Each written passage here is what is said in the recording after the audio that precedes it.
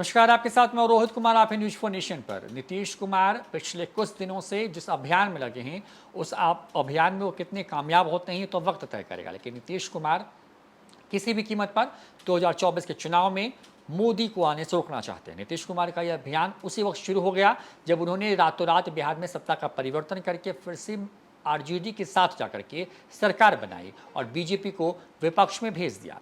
बड़ी बात यह है कि बीजेपी पर लगातार नीतीश कुमार हमलावर हैं और प्रधानमंत्री मोदी उनके निशाने पर। नीतीश कुमार ने पिछले कुछ दिनों में 6 राज्यों की यात्रा की है, लेकिन साथ सिर्फ 3 आए हैं। क्या है इनसाइड स्टोरी, दिखाते हैं। मुख्यमंत्री नीतीश कुमार अब तक विपक्षी एकता की मुहिम को लेकर के 6 राज्यों में घूम चुके हैं। वहां के क्षेत्रीय दलों के नेताओं से मिल भी चुके हैं, लेकिन 3 राज्यों को छोड़ दें तो बाकी के 3 राज्यों से उन्हें पूरी सहमति नहीं मिली है। बीते 9 मई को मुख्यमंत्री नीतीश कुमार ओडिशा के सीएम नवीन पटनायक से मिले थे। मुलाकात के बाद पटनायक नीतीश कुमार के करीबी खुद को दिखा रहे थे, लेकिन ठीक 2 दिन बाद यानी कि 11 मई को पटनायक प्रधानमंत्री नरेंद्र मोदी से मिलने पहुंच गए। उन्होंने कहा कि मुझे नहीं लगता कि फिलहाल तीसरे मोर्चे की कोई संभावना है। बता दें कि साल 2019 में आम चुनाव में एनडीए को 352 सीटें मिली थी, जिसमें अकेले बीजेपी के पास 303 सीटों पर जीत उसको हासिल हुई थी। हालांकि 2022 में जदयू एक बार फिर से एनडीए से अलग हो गई। जदयू को पिछले चुनाव में 16 लोकसभा की सीटें मिली थी।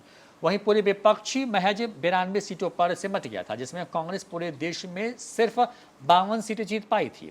दिल्ली में कुल 7 लोकसभा की सीटें हैं। यहाँ आम आदमी पार्टी और कांग्रेस का एक भी सांसद नहीं है। राजधानी की सभी सीटों पर भाजपा का वर्चस्व है। 7 सीटें भाजपा की झोली में हैं। नीतीश कुमार का मानना है कि विपक्षी देश में भाजपा का मुकाबला तभी कर सकते हैं जब कांग्रेस उनके साथ रहे। यही वजह है कि उन्होंने विपक्षी एकता की मुहिम की शुरुआत दिल्ली में कांग्रेस नेताओं के साथ मिलकर की। बिहार के मुख्यमंत्री ने दिल्ली में कांग्रेस प्रेसिडेंट मल्लिकार्जुन खड़गे और राहुल गांधी से मुलाकात की थी। विपक्षी एकता बनाने पर उनकी सहमति भी ली। इस मुलाकात के बाद से नीतीश कुमार दिल्ली के मुख्यमंत्री अरविंद केजरीवाल से भी मिले। नीतीश से मुलाकात के बाद केजरीवाल ने कहा था कि एक दिन के मुलाकात से सारी रणनीति नहीं बन जाती, इसके लिए बार बार मिलना होता है।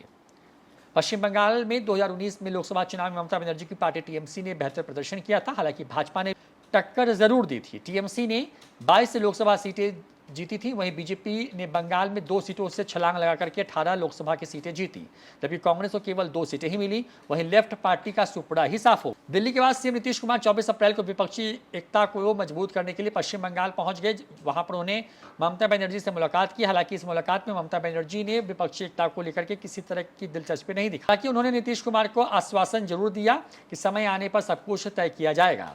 यूपी में लोकसभा की 2019 के चुनाव में की बात करें तो बीजेपी को 62 सीटों पर जीत हासिल हुई थी। वहीं अखिलेश यादव की पार्टी समाजवादी पार्टी को मात्र 5 सीटें मिली थी। उस चुनाव में अखिलेश यादव बीएसपी की मायावती के साथ चुनाव लड़ रही थी, जिसमें मायावती को सिर्फ 10 सीटें ही मिली थी।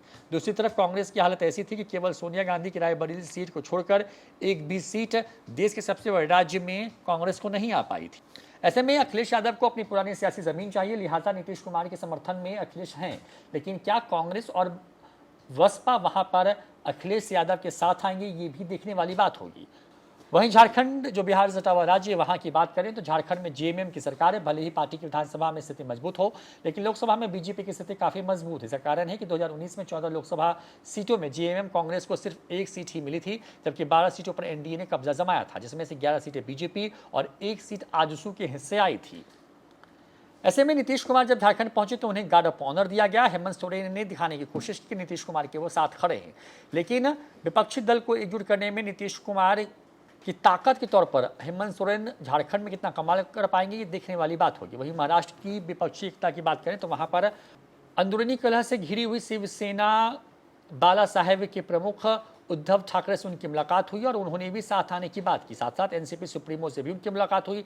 सब साथ आने की बात कर रहे हैं, लेकिन बड़ी बात यह है कि महाराष्ट्र जैसे राज्य में जहां पर इस वक्त बीजेपी सत्ता में है, वहां पर क्या नीतीश कुमार की अगुवाई में विपक्षी दल एक मंच पर आ पाएंगे, इस पर सबकी नजर है। नीतीश कुमार उन बड़े राज्यों का दौरा कर रहे हैं जहां पर लोकसभा की सबसे ज्यादा सीटें हैं।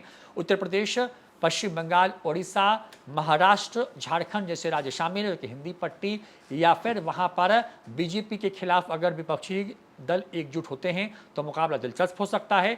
इसी मुहिम में लगे हुए नीतीश कुमार, क्योंकि ललन सिंह और नीतीश कुमार जिस फॉर्मूले को गिना रहे हैं तो उसके हिसाब से नीतीश कुमार को लगता है कि मोदी को अगर 50 सीटें कम आती हैं तो वो प्रधानमंत्री नहीं बन पाएंगे, और उसी मिशन पर जो है लग गए हैं नीतीश कुमार। फिलहाल इस वीडियो में इतना ही। नमस्कार।